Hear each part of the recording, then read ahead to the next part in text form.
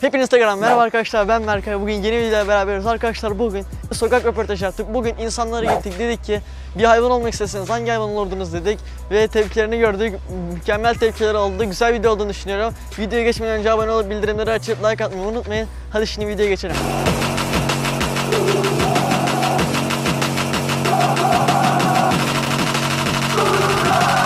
Bir hayvan olmak istesen ne hayvan olurdun? Hayvan mı?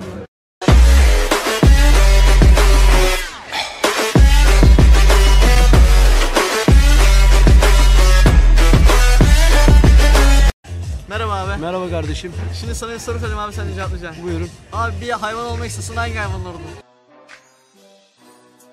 Kartal. Neden kartal abi? Uçmayı seviyorum o yüzden. Tamam abi, başka söylemek istediğin bir şey var mı? Yok, teşekkür ederim. Sağ ol abi. Bir hayvan olmak isteseniz hangi hayvan olurdunuz? Kelebek. Neden kelebek? Kelebek gibi uçmak isterdim. Başka bir şey söylemek istediğim bir şey var mı? Başka hayvan olmak ister miydiniz? Bir de arı. Neden arı? Kelebek gibi uçup arı gibi bakarım. Bu yöntemle. Tamamdır, sağ olun şeyiniz için. Ben teşekkür ederim. Başka demek istediğin bir şey var mı? Yok. Tamam, kolay. Hangi hayvan olurdun? Bir hayvan olmak istesen. Hiçbir hayvan olmak istemez. Bir tane olmak istesin abi. Hayır canım. Oldum Bir tane oldun diyelim abi. Hiç düşünmüyorum. Söyle bir tane abi. He? Niye be abi? Biz hayvanlar öyle cinsi alıyoruz. Baksana biz.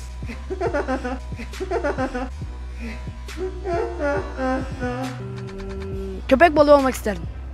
Niye köpek balığı? İnsanları korkutmak için, hem insanları yemek için hem de balıklarla kanki olmak için. Abla merhaba.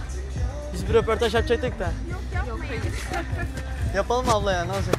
Ablayla yapın, teyzeyle yapın. Tamam. Tamam abi. Abi sen hangi hayvan olmak isterdin? Ben muhabbet kuşu alırım. Neden abi? Ha? Kuşları seviyorum ondan. Tamam abi, sağ olasın. Sen de muhabbet kuşu alırdın. Sen de mi abi? Evet. Niye abi? Hemen dişlisini alırdım. Niye? Dişlisi çok hoşuma gidiyor. Tamam abi, sağ olasın. Hayvan olmak istesen ne hayvan olurdun? Hayvan mı? Aynen. Hangi hayvan olmak isterdin? Kedi olmak isterdim. Neden kedi abi? Herkes seviyor. Herkes seviyor. Evet. Bir hayvan olmak istesen hangi hayvan olurdun?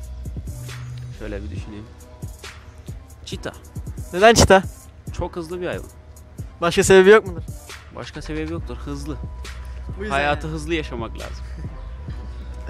Başka söylemek istediğiniz bir şey var mı? Yok, teşekkür ederim. Başka bir sebebi var mı abi? O yani kedi valla. Sevilmek için. Tabii sevilmek için. Tamam abi, teşekkürler. Ben teşekkür ederim. Bir sorumuz daha olacaktı. Tabii, buyurun. Küçükken kaç yaşındaydınız? Valla tam olarak hatırlamıyorum ama bir 3-5 vardı herhalde. Diyorsunuz. Yani. Teşekkürler. Rica ederim. Kendinize iyi bakın. Sağ olun, siz de. Hadi gelin.